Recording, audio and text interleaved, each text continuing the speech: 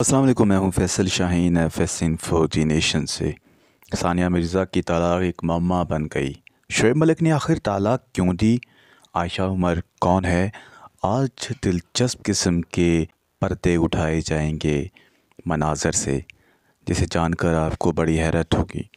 शोएब मलिक ने मार्च में तलाक दे दी थी सानिया मिर्ज़ा को।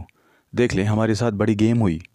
जबकि आयशा उमर से शोएब मलिक ने छुप कर शादी की हुई है, जबकि जिसका खुलासा आइंदा चंद एक साथ में जो है एफएस इन्फो में करेंगे और आपको ज़रूर बताएंगे कि ये शादी कैसे क़याम अमल में लाई गई और इसके पीछे क्या बात है।